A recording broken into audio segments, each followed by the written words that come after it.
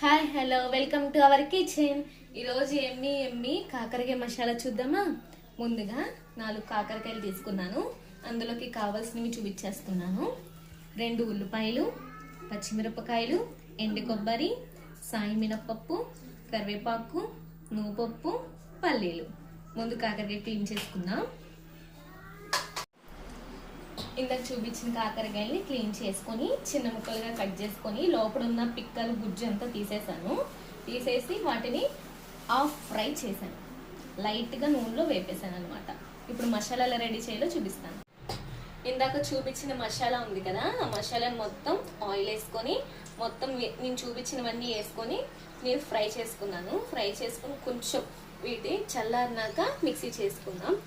అలాగే ఇప్పుడు వర్షాలు బాగా వస్తున్నాయి కదా, వర్షాకాలంలో వాటర్ తాగుతాం కదా, వాటర్ని కొంచెం గోరువెచ్చగా తాగితే మనకి జలుబులు దగ్గులు అవి రాకుండా ఉంటాయి. ఈ చిట్కా మీకు నచ్చితే ఫాలో అవ్వండి.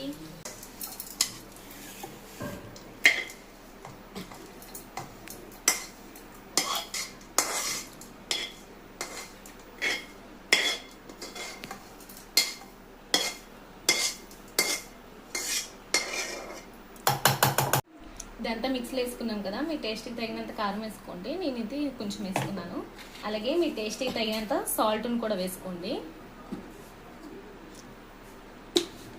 ఇప్పుడు దీన్ని మనం మిక్సీ చేసుకుందాం. ఒకవేళ గ్రైండ్ అవ్వట్లేదు అనుకుంటే కొంచెం వాటర్ వేసుకోండి, ఏం పర్వాలేదు. మళ్ళీ మనం పొయ్యి మీద పెడతాం కదా.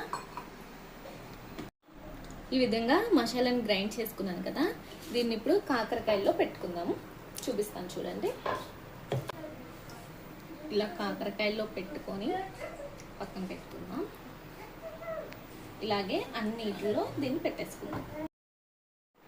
ఈ విధంగా కాకరకాయల్లో మసాలా పెట్టేశాను. ఇప్పుడు ప్యాన్ పెట్టి కొంచెం ఆయిల్ కూడా వేసుకున్నాను. కొంచెం కరివేపాకు వేసుకోండి.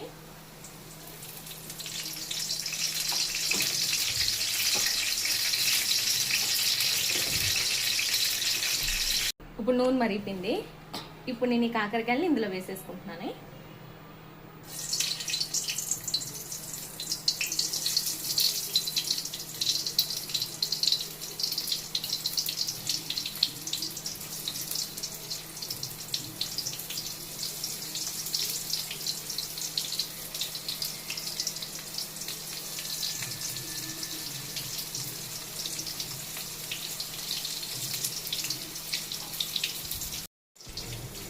ఇప్పుడు ఇవన్నీ వేసేసుకున్నాక ఒక 5 నిమిషాలు అంటే 5 నిమిషాల్లో మొత్తం 5 నిమిషాలు అయింది కదా. ఇప్పుడు ఒకసారి మూత తీసి చూద్దాము.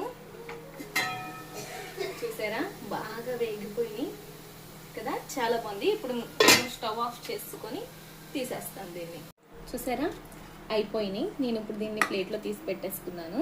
ప్లేట్లో తీసుకొని ఇలా కరివేపాకుతో సర్వ్ చేసుకొని తింటే చాలా బాగుంటుంది.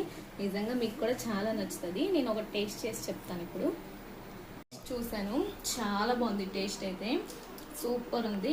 ఖచ్చితంగా మీరు కూడా చేయండి, మీకు కూడా అందరికి నచ్చుతుంది. ఈ వీడియో మీకు నచ్చినట్లయితే షేర్ చేయండి, లైక్ చేయండి, కామెంట్స్ చేయండి, సబ్స్క్రైబ్ చేసుకోండి.